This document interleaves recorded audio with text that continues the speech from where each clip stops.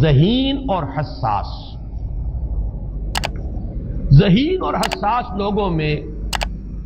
قبض اور بسط کی کیفیت، یہ مختلف سائیکلز ہیں جو آتی رہتی ہیں. کبھی طبیعت میں پشمردگی ہے، دل بجھا ہوا سا ہے، کچھ نا امیدی سی ہے،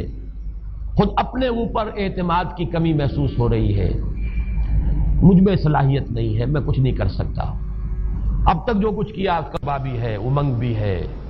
امید بھی ہے، روشن پہلو نظر آ رہے ہیں. قبض کی کیفیت میں تاریک پہلو نظر آتے ہیں، مایوسی کے پہلو نظر آتے ہیں، پیسیمزم کی کیفیت. اور یہ جو بسط کی کیفیت ہے اس میں روشن پہلو. دیکھو یہ بھی تو ہے نا، آخر یہ بھی تو ہوا ہے اور بھی ہو سکتا ہے، آخر اب تک میں نے یہ کام بھی تو کر لیا، آگے بھی مشکل آسان ہو سکتی ہے. یہ دو کیفیات ہیں قبض اور بسط کی، جن کو کہ صوفیاء کرام نے یہ اصطلاحات، یہ عنوان دیے، قبض اور بسط. جتنی انسان کے اندر حساسیت کی کیفیت زیادہ ہوگی، ذہانت زیادہ ہوگی، اتنا ہی یہ جو ویوز ہیں اس کی ایمپلیٹیوڈ زیادہ ہوتی ہے. کم ذہین انسان ہے، کم حساس ہے، آئیں گے تو صحیح ہے، لیکن یہ کہ وہ ویو جو ہے اس کا ایمپلیٹیوڈ جو ہے اس کے اندر اوپر اور نیچے کی کیفیت زیادہ نہیں ہوگی. لیکن جتنا یہ معاملہ بڑھتا ہے یہ جو ویو ہے اس کی ایمپلیٹیوڈ بڑھتا چلا جاتا ہے. لیکن نارمل انسان کا معاملہ یہ ہے کہ یہ حدود کے اندر رہے. اسی کی ایک کیفیت جو ہے ایب نارمل جب ہو جاتا ہے، یہی ہے جو جدید ہماری جو سائیکولوجیکل میڈیسن ہے اس میں اسے مینیکس ڈپریسو سائیکوسس کہا جاتا. مایوسی ہوئی تو اتنی ہوئی کہ جیسے کمر ٹوٹ کر رہ گئی، اور اسی ڈپریشن میں ہوتی ہیں خودکشیاں، خودکشی کر جاتا ہے ڈپریشن. کچھ روشن پہلو نظر ہی نہیں آ رہا، کوئی امید کا پہلو نظر ہی نہیں آ رہا، کوئی صورت نظر نہیں آتی، کوئی امید بر نہیں آتی. کس طرف جاؤں، کدھر دیکھوں، کسے آواز دوں؟ اے ہجوم نامرادی دل بہت گھبرائے ہیں. اور جب آدمی محسوس کرتا I can't face these realities، یہ commits suicide. یہ اور جب کیفیت ہوتی ہے انشراح کی تو آدمی خوب بھاگ رہا ہے، دوڑ رہا ہے، امنگ ہے، محنت ہے، دوڑ رہا ہے، امیدیں ہیں، اب ہر چیز کا روشن پہلو نظر آ رہا ہے. عجیب ہے یہ. اصل میں مجھے کچھ تجربہ بھی ہوا ہے، ہمارے خاندان میں بھی یہ مرض موجود رہا. میرے والد مرحوم کافی طویل عرصے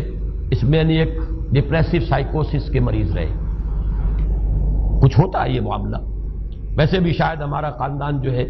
اس کیٹیگری میں آتا ہے جس میں ذہانت نسبتاً کچھ زیادہ ہے، حساسیت بھی نسبتاً کچھ زیادہ ہے. یہ دوسری بات ہے کہ کوئی شخص جو ہے یہ فلسفے کے طور پر اختیار کر لے کہ اپنے آپ کو ڈھیٹ بنا لینا ہے، یہ فلسفہ بھی بن سکتا ہے. لیکن یہ ہے کہ اگر آدمی چھوڑ دے اپنی طبیعت کو تو یہ دونوں کیفیات آتی ہیں. انہی کیفیات میں اگر یہ جو اپورڈ اینڈ ڈاؤنورڈ موومنٹ ہے یہ ایک حد سے نکل جائے تو یہ بیماری ہے مینیک سائیکوسس، مینیک ڈپریسو سائیکوسس. اس میں جب آدمی ہوتا ہے وہ اپر کیفیت میں تو اس کے اندر بڑی عظیمت ہے، روشنی ہے، امید ہے، لوگوں سے گفتگو کر رہا ہے، ہنس بول رہا ہے، خوب جو ہے محفل کے اندر، اب وہ محفل میں اسے دلچسپی محسوس ہو رہی ہے اور اسے ہر چیز کا روشن پہلو نظر آ رہا ہے، خود اپنے وجود کا بھی روشن پہلو، دوسروں کے وجود کا بھی. دوسروں کی بات میں سے بھی وہ اچھا پہلو تلاش کریں گے، وہ برا پہلو تلاش نہیں کریں گے. جب دوسری کیفیت ہے ڈپریشن کی، ہر ایک کی بات میں کوئی برائی نظر آئے گی، کوئی اس کی نیت کا فطور ہے، کوئی فساد ہے، کوئی یہ جو ہے بدنیتی کے ساتھ یہ بات کر رہا ہے، کوئی خیر کہیں ہے ہی نہیں، برائی ہی برائی ہے، مایوسی ہی مایوسی ہے، بدلی ہی بدلی. یہ ہے در حقیقت وہ کیفیت. اس کو غالب نے بہترین انداز میں تعبیر کیا ہے. ذہین اور حساس انسانوں میں ان کی جو ترقی ہے وہ انہی مراحل سے ہو کر گزرتی ہے.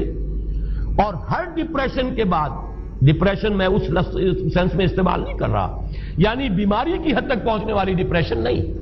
صرف قبض کی حد تک پہنچنے والا معاملہ. ہر قبض کے بعد جب بسط آتا ہے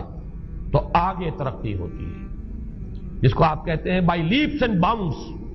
آدمی جو ہے چھلانگ لگاتا ہے، گویا کہ ایک درجہ جو پہلے تھا اس سے آگے درجہ انسان کا جو ہے اس سے بلند تر پوزیشن پر انسان پہنچتا ہے. ہر قبض کے بعد جو نیا بسط آتا ہے وہ ایک نئی کیفیت، نئی شان، نئی بلندی، نئی رفعت لے کر آتا ہے. اس کو غالب نے تعبیر کیا ہے بہت خوبصورت انداز ہے، رکتی ہے میری طبع تو ہوتی ہے رواں اور، یعنی شاعر بھی کبھی ایسا وقت آتا ہے شعر جو ہے وہ اس پر نازل ہی نہیں ہو رہا، شعر نہیں کہہ پا رہا، طبیعت میں رکاوٹ سی ہے، بندش سی ہو گئی ہے،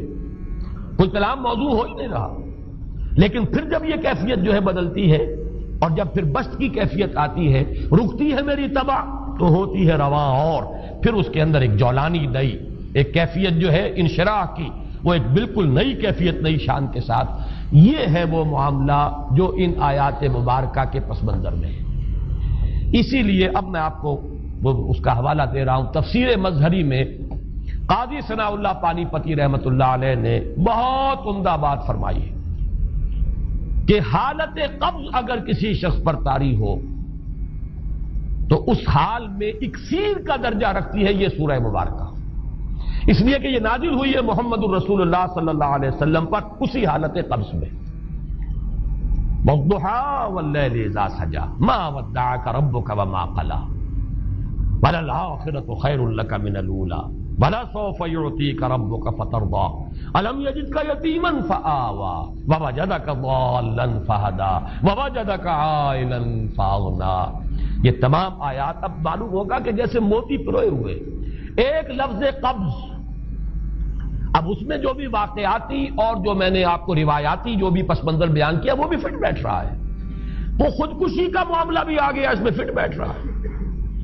کہ بخاری شریف میں روایت موجود ہے کہ حضور فرماتے ہیں کہ میری طبیعت پر اس درجے اضطراب تھا، اتنی کیفیت جو ہے میری تشویش کی تھی کہ میرے دل میں بار بار خیال آتا تھا کہ پہاڑ پر چڑھ کر اپنے آپ کو نیچے گرا دوں۔ یہ سارے معاملات اب آپ کو محسوس ہوگا جیسے تمام کڑیاں جو ہیں وہ جڑ گئی، جیسے رات کو اب آپ اٹھ نہیں پا رہے، اضمحلال ہے، اعصابی جو ہے اعصاب اس درجے متاثر ہو چکے ہیں۔ صرف یہ ایک احساسات کی کیفیت نہیں ہے، آپ کی قوت فعلی جو ہے، قوت عملی، وہ بھی اس درجے متاثر ہو چکی ہے کہ کئی راتیں گزر گئی اور آپ رات کو نہیں اٹھ سکے، جس پر کہ ام جمیل کو یہ کہنے کا موقع مل گیا کہ معلوم ہوتا ہے محمد تمہارا شیطان تمہیں چھوڑ گیا۔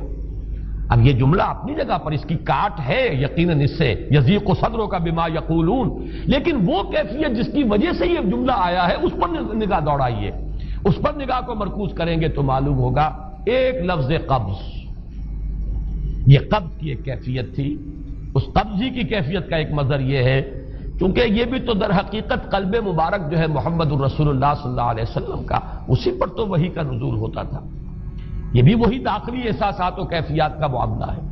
یہی بھی در حقیقت یہ واردات قلبیہ ہی کا سارا معاملہ ہے، اس کو آپ خارج سے تعبیر نہیں کر سکتے، نہ ابھی کوئی ایسے مصائب تھے، نہ ایسی کوئی مشکلات تھیں، نہ ابھی کوئی رد و قضا ایسی شروع ہوئی، نہ ابھی کوئی بحث و نزاع کا معاملہ ایسا ہوا، نہ کوئی ابھی کوئی فزیکل پرسیکیوشن شروع ہوئی، یہ سب داخلی ہی کیفیات ہیں، اور ان داخلی کیفیات کے حوالے سے ان سورہ مبارکہ کو اگر صحیح سمجھا ہے تو صوفیہ نے سمجھا۔ وہ جو اقبال کا شعر ہے کہ کچھ جو سمجھا میرے شکوے کو تو رضواں سمجھا، مجھ کو جنت سے نکالا ہوا انسان سمجھا، اور کون سمجھے گا؟ وہ تو سمجھے گا کہ دکھے ہوئے وہ دل کی صدا ہے، وہ کیا ہے جو اقبال کی وہ ایک نظم ہے پرندے کی فریاد، گانا اسے سمجھ کر خوش ہونا سننے والے، یہ تو در حقیقت ایک دکھے ہوئے دل کی صدا فریاد، یہ صدا ہے۔ تو یہ کیفیت جو ہے رضوان سمجھ سکا ہے جو کہ داروغہ جنت ہے، اس نے سمجھا یہ وہی آدم جو نکالا گیا تھا یہاں سے، یہ اس کی فریاد ہے۔ کچھ جو سمجھا میرے شکوے کو تو رضواں سمجھا، مجھ کو جنت سے نکالا ہوا انسان سمجھا۔ تو واقعہ یہ ہے کہ اس سورہ مبارکہ کا صحیح فہم اگر حاصل ہوا ہے، وہ امام راضی کو حاصل ہو ہی نہیں سکتا، وہ عقل اور منطق کی گتھیاں سلجھانے والے آدمی ہیں، اپنی جگہ ان کی کنٹریبیوشن بہت، یہ لغت اور ادب کا کوئی خاص مسئلہ اس میں ہے ہی نہیں کہ زمخشری اس میں کوئی جولانی دکھائیں اپنی، اس میں کوئی ایسا اشکال ہے